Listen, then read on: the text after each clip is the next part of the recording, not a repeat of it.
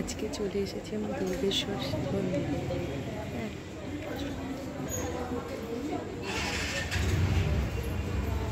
আজকে সন্ধ্যা আরতিটা দেখে তারপরেই বাড়ি যাব বলে এখন অবধি প্ল্যান আছে।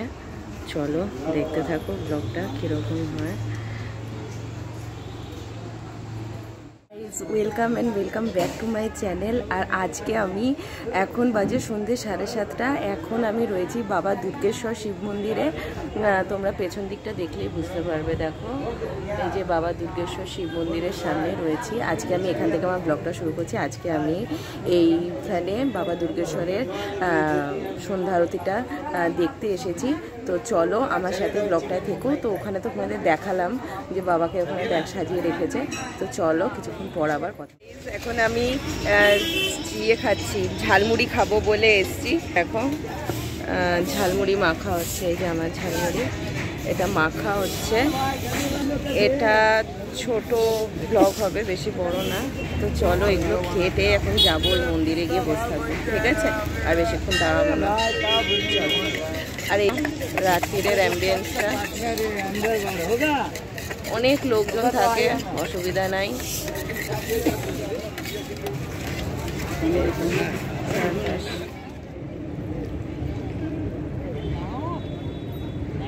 গঙ্গার জল দেখো, পুরো কালো লাগছে গঙ্গার জলটা।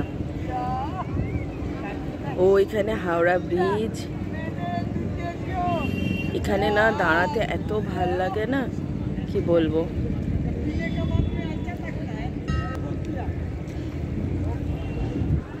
আমাকে দেখা যাচ্ছে না, এইবার দেখা যাবে।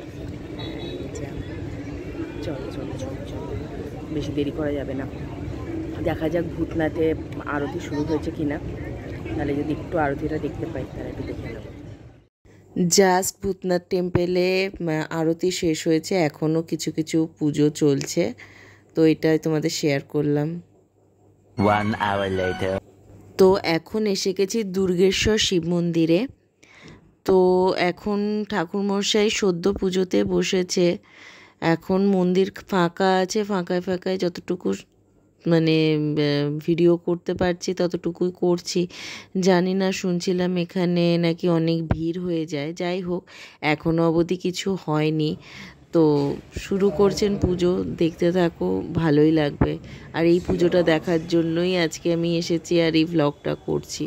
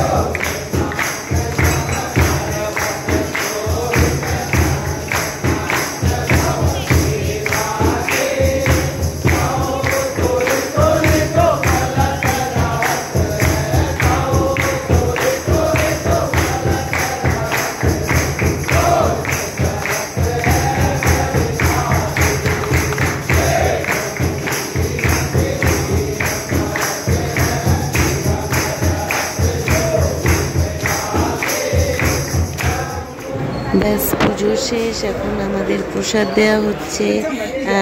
আমার প্রসাদ দেওয়া হয়ে গেছে, প্রসাদটা খেতে খেতে আমি এখন বেরিয়ে যাচ্ছি। আর যে চিবাচ্ছি প্রসাদটা এখনও, নকুলদানা দিচ্ছিল আর বাতাসা দিচ্ছিল।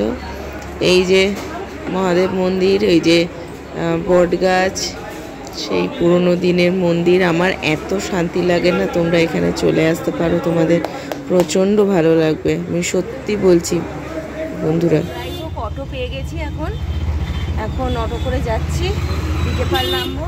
এই যে অটো পুরো খালি আছে, জানি না তাড়াতাড়ি করে দিকে পাল পৌঁছতে পারলে আর ওইখানকার অটো নিতে পারলে আমি নিশ্চিন্ত হব। আমি কি কিনেছি দেখুন, ম্যাগনাম কিনে এনেছি। ম্যাগনাম খাবো আর একটু ভাবছি রুটি কিনে নেবো, রুটি না হলে এখন আর কিছু বানাতে ইচ্ছা করছে না, একটু রুটি গাইস। এখন চলে এসেছি বাবারি বাড়িতে। আসলে লিমকা কিনেছিলাম, কি প্রচণ্ড গরম, মানে চিন্তা করতে পারবে না। এখন বাজে হচ্ছে 9:45, অনেক তাড়াতাড়ি চলে এসেছি। 9:05 ওইখান থেকে দুর্গেশ্বর মহাদেবের মন্দির থেকে বেরিয়েছি, তারপরে এসেছি। এই যে লিমকা খাচ্ছি, মানে গরম তুমি চিন্তা করতে পারবে না। রাস্তায় প্রচুর লোক, অ্যাটলিস্ট কলকাতা শহরের মধ্যে তো বুঝতেই পারছো। বাট আমি বলবো যে পুরোপুরি বিশ্বাস না করলে মানে এত রাত্রির বেলায় এসো না, কেননা রাস্তাঘাট, আমি ওইখানকার রাস্তাঘাট সম্পর্কে আগে থেকে আমি ওয়াকিবহালে আছি এবং আমি নিজেকে প্রোটেক্ট করতে পারবো, তাই জন্যই আমি আজকে ওখানে গিয়েছিলাম। এটা কিন্তু সব থেকে বড় কথা যে I can protect my self, that's why আমি ওখানে গিয়েছিলাম। তো এখন কিনে এনেছি হচ্ছে নিমকি খাচ্ছি। আজকে আর সেরকম কিছু খাবো না, নিমকি লিমকা এটাই খেয়ে থাকবো। আর দুর্গেশ্বর মহাদেবের ওখান থেকে ওইটাকে আর আমি ক্যামেরায় আনতে পারিনি, কারণ একটু তাড়ায় ছিলাম, আমি একাই গেছিলাম, একটু তাড়াতেও ছিলাম যে বাড়িতে ফিরতে হবে আমাকে।